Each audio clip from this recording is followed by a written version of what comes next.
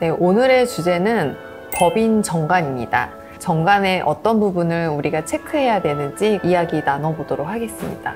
오너분들이 이런 생각을 많이 하시더라고요. 창립할 때 한 번 만들고 뭐 한 번도 본 적이 없는데 그게 뭐 그렇게 중요한 거냐 이렇게 질문을 하시는 분들도 있는데요.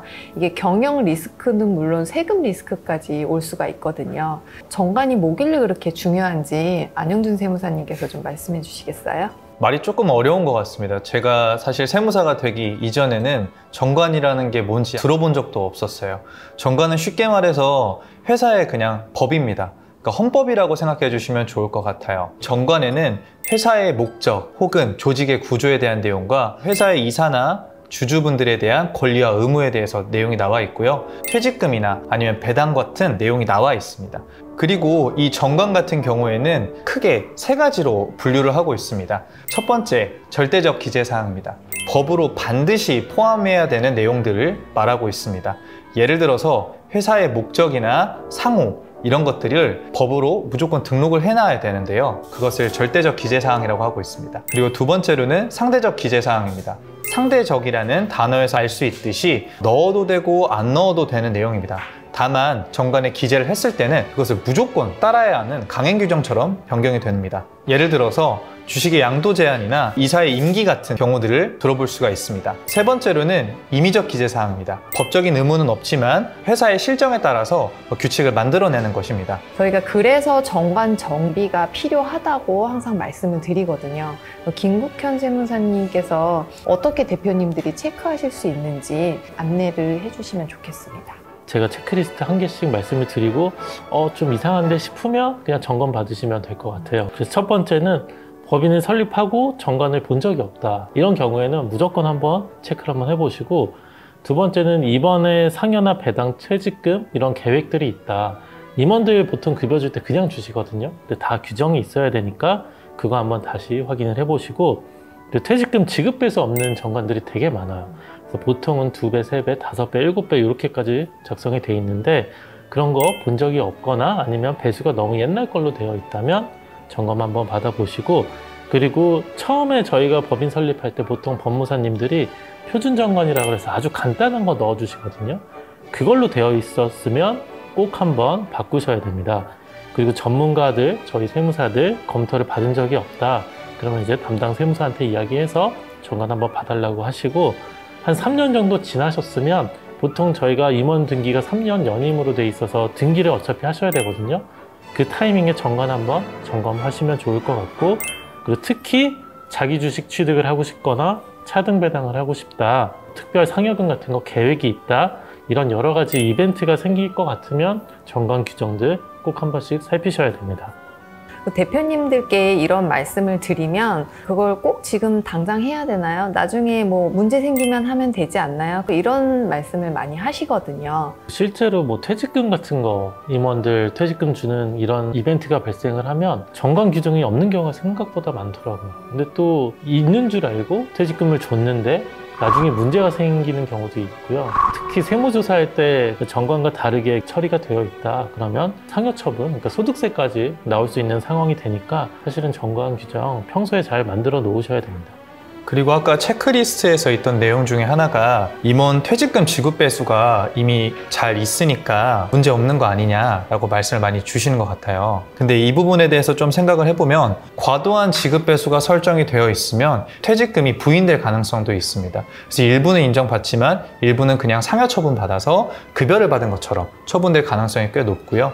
오히려 퇴직금 배수가 너무 낮으면 퇴직을 할 때 정당한 대가를 못 받으실 가능성도 있기 때문에 적절한 퇴직금 배수를 설정하는 것이 중요하므로 지금 이미 지급 배수가 있으니까 괜찮겠지라고 생각하시는 건 조금 안 좋은 것 같습니다.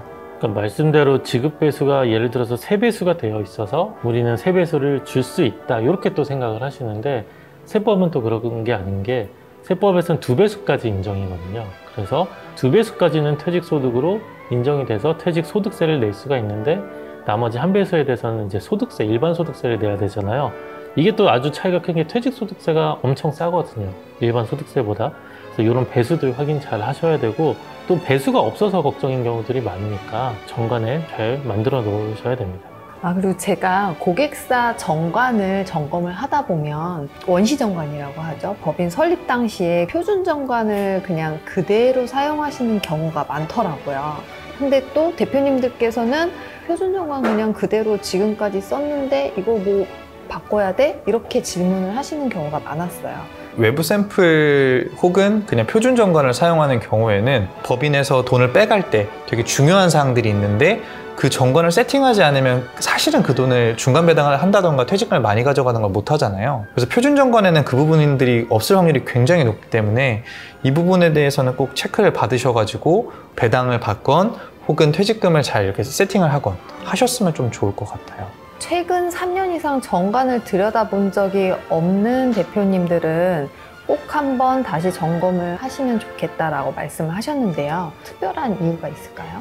임원들 연임 등기할 때 3년 주기로 해야 되거든요. 그때 등기를 한번 바꾸셔야 돼요. 그때 이제 기회가 좀 됐으니까 정관을 한번 더 살펴보시면 어떨까 말씀을 드렸고, 그리고 연임 등기할 때 약간의 팁인데 법무사한테 맡기시잖아요. 그때 정관도 좀 봐달라고 할 수 있고, 아니면 이제 담당 세무사한테 우리 정관 잘 돼 있는지 확인을 하시면 좋을 것 같습니다. 정관 정비가 되게 기초적인 거임에도 불구하고 대표님들께서 많이 소홀하시는 케이스들이 많거든요. 근데 세무조사 때 이런 것들이 수면 위로 드러나는 경우가 많아요. 안영준 세무사님, 세무조사 때 이런 경험 있으신가요? 그 여러 가지 세무조사 항목들이 있었지만 여기서 제일 크게 물고 넘어졌던 거는 이제 퇴직금 관련된 거였어요. 거기가 제조업체였는데 퇴직은 나중에 하니까 정관은 그때 가서 퇴직 직전에 그렇게 하자라고 하셨는데, 여기에 대해서 나중에 이제 퇴직 이슈들이 생긴 거죠. 세무조사를 받았고 정관에 이런 게 미비가 되어 있었는데 이건 퇴직금이 아니다 부인당해가지고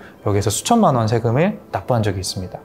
퇴직금으로 인정받지 못하면 대표자 상여 처분이 되고 근로소득세로 과세가 되기 때문에 고율의 종합소득세 세율을 적용을 받으니까 페널티가 크다고 볼 수가 있겠네요.